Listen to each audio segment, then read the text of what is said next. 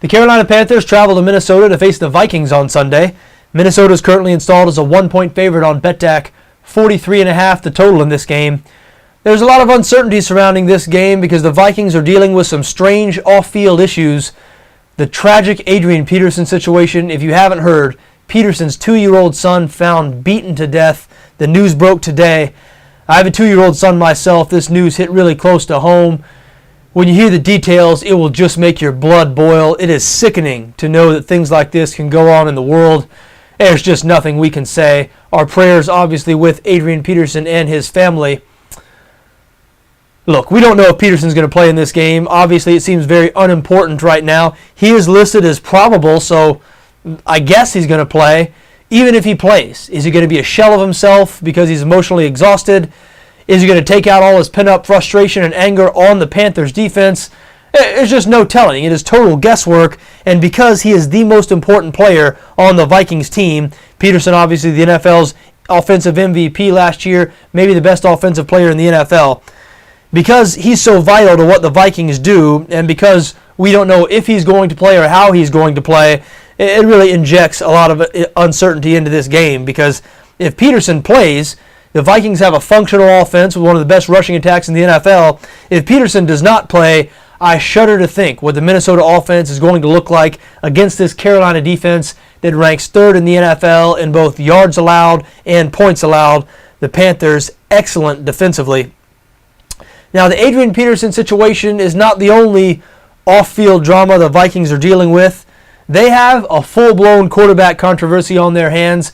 Matt Castle got his first start in a Vikings uniform in their last game 2 weeks ago against Pittsburgh, and he played well. Led the Vikings to their first victory of the season. So a lot of people thought Castle should be named the starter over Christian Ponder, and indeed that is what has happened. Castle will start this game on Sunday against Carolina.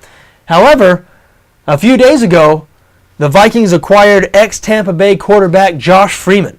Now, Freeman's still getting acclimated, getting up to speed on the playbook, so he won't play this week, or he's listed as a third-team quarterback. We don't expect him to play.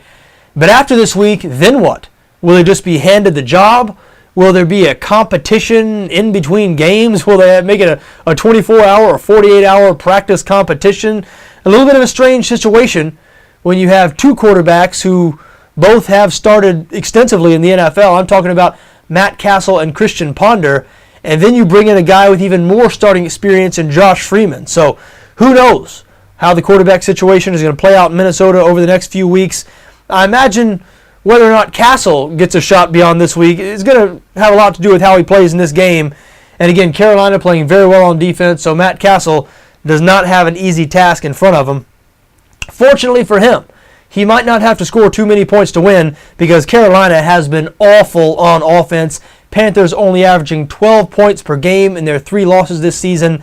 They were shut out in the second half last week against Arizona, and the Cardinals do not have one of the NFL's best defenses. Carolina held to 6 total points in that game. Cam Newton has not been getting it done. Now, I don't know if defenses have figured out Newton. I don't know if his supporting cast has diminished a little bit over the last couple of years. Certainly Steve Smith not getting any younger. I believe Smith is 34 now, and he is Newton's primary weapon. He is his go-to guy at the wide receiver position.